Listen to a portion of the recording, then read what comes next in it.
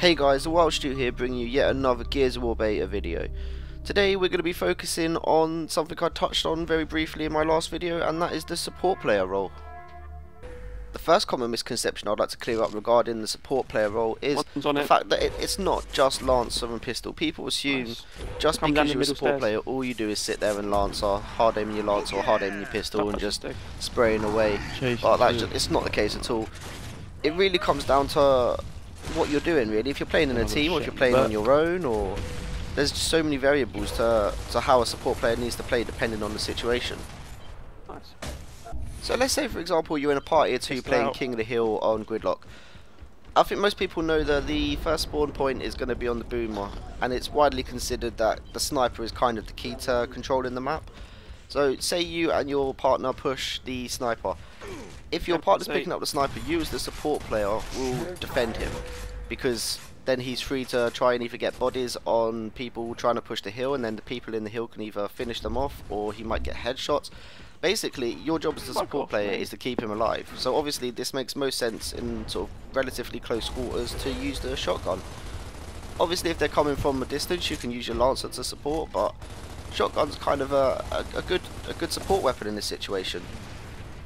One of my favourite weapons to pick up when playing the support role is the Hammer of Dawn, because you don't need to be even remotely close to the action to impact it at a real level, because obviously as soon as you drop the hammer it just kills people instantly as long as it's close enough, and even if not, it still does sufficient damage to really help your team out.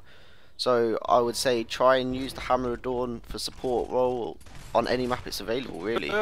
Just beware of them pesky snipers if you're using the Hammer of Dawn. So for me, the most important part of the support player role is nothing to do with the gun you use, it's more about your positioning. Again, we'll use the party example.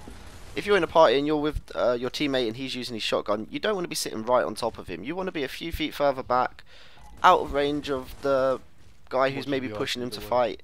You just want to be able to sit there, just Lancer, and just tickle him away with your pistol or your Lancer, and just do enough damage to help your teammate out. So at the end of the day, you're not really looking for kills as a support player. This is more about your PPM. That's your points per match. Because you get a lot of players, especially when they get angry and sending you hate mail, who will say things like, "Oh, what's your KD? I've got like a 2.9 KD, blah blah blah, I'm amazing." But that really doesn't mean anything. I mean, anybody can just sit there either stealing kills or shooting people in the back.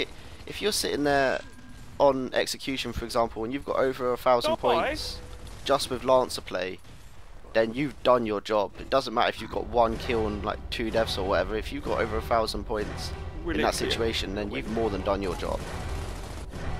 So now for that rarest of beasts, the support player playing on his own. I can't blame people for not really playing support when they're playing on their own, because it is a thankless job. You don't really get people saying, "Oh, that was a nice Lancer kill," or "Oh, that was a great spot, thanks for that." Even though it will save so many lives, and it's kind of, in my opinion, probably, I would say more important than the Slayer role, but it's at least as important, but it just gets overlooked and underappreciated massively. So when you're playing on your own, there's just no appreciation, so you could just kind of think, "Oh, what's the point? I might as well just run around trying to get shotgun killed." So if you do happen to be one of these selfless heroes who like to play support on your own, the best bit of advice I'll be able to give you is, if we go with TDM on Gridlock for our example, if you know most of the fight is going to go down in the sniper tower, or at least in and around that area, so if you go in either of the opposite towers and then just make a point of watching when the spawn swap and always stay on the same tower as your team is spawning on, you could use the boomer, you could use the hammer burst from either of those towers, you could use your pistol, you've got your Lancer. There's so much you can do, and as long as you keep spotting and keep shooting over, there's a good chance that your team are going to control that tower the whole game. And if they do that, then you're probably going to win. The only two things you've got to be wary of are obviously the sniper, and if somebody sees what you're doing and just tries to come and push you. But just be aware, basically, and then you'll be fine.